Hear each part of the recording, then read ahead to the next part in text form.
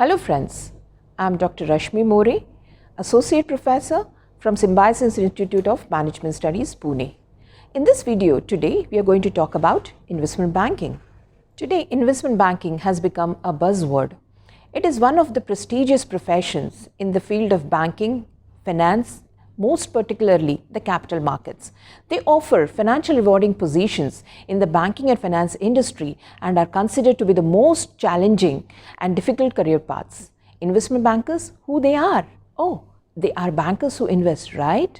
Well, let's understand what these investment bankers do. Investment bankers provide issue management services to public and private corporations in issuing securities in the primary and secondary markets, creating secondary platform for the instruments. They act as underwriters, providing guarantee, which we call it as underwriting process. They act as intermediaries for trading for clients. Equally, help governments to disinvest of stakeholding in their public sector units. They also offer advisory services on mergers and acquisitions, either acting on behalf of parties who are on the buyer side as well as on the seller side, involve themselves in corporate restructuring and demergers, provide financial advice to investors and assist them in the process of purchasing securities, managing financial assets and trading. Technically, all these features of investment bankers can be broadly classified as fund-based services and fee-based services. Let's understand how this classification can technically be explained. Let's technically understand the fund-based activities performed by investment bankers. Let's take first the equity portfolio fund-based services. They involve in themselves into providing the underwriting process where they provide funds in the event when the equity IPO gets completely undersubscribed.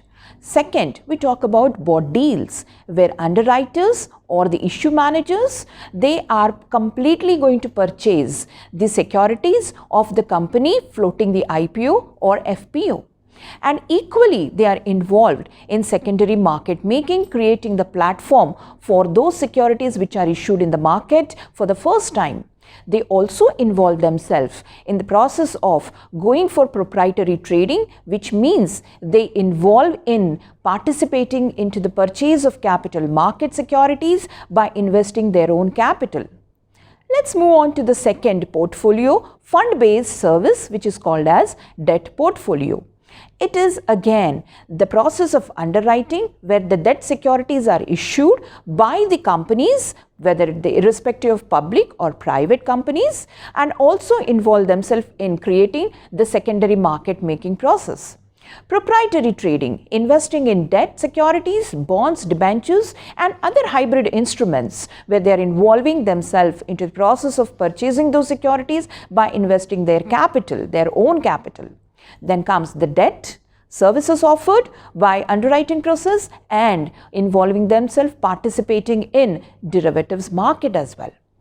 The third, into the fund-based services, major portfolio services offered by them are none other than, or I can say, mergers and acquisitions. They participate as the lead investors, acting themselves, participating into the process of buyout of a company, which is purely a leverage buyout. Examples like we involve the Tata Tetli and Tata Chorus, which are the major examples which can be quoted here in the process of acquisition made by the investment bankers. Let's move on to the fee-based services, which are equally called as non-fund-based services. Taking up the first, equity portfolio, where I am using the word standby underwriting. That standby underwriting means they only offer the fee-based, commission-based services in the process of floating the IPO.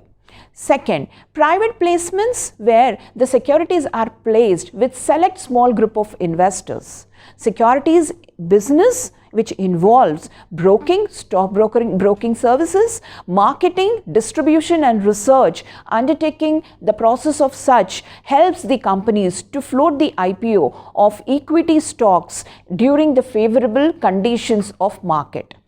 Moving on to next, that is debt portfolio. It is related to providing services in order to float the fixed income securities and placement services, structured finance where the combination of securitization, private equity, hedge funds, and let's talk about equally the debt financing advisory services, which involves the advisory services in the process of creating the capital structure for the company, the combination of debt and equity portfolio to be constructed. So they offer advisory services in the process of providing fee-based services. Last, the mergers and acquisitions portfolio where they help the buyers, that is the acquirer company, the seller, the target company in the process to build their balance sheets, offer transaction services, creating valuation and coming out with the concept of the price which is called as exchange ratio. At the same time, offering financial advisory services to these valuation providers like the intermediaries involved in creating new balance sheets. Different types of investment bankers offer these fund-based and fee-based services. They are called as 1. Full-service global investment banks, also termed as financial conglomerates, who operate on a global basis, termed as working as the multinational companies. Examples which can be quoted here are Goldman Sachs, JP Morgan Chase & Company, UBS, and from India, Kotak Mahindra Bank. Second, regional investment banks concentrated in a particular region with specialized geographic knowledge and offer a variety of products and services. Third, boutique firms organized at a local level and specialized in a particular industry or a product. In this video, we talked about the fundamentals of investment bankers and rather understood the features, and about the functions and workings we will discuss in next video. Thank you.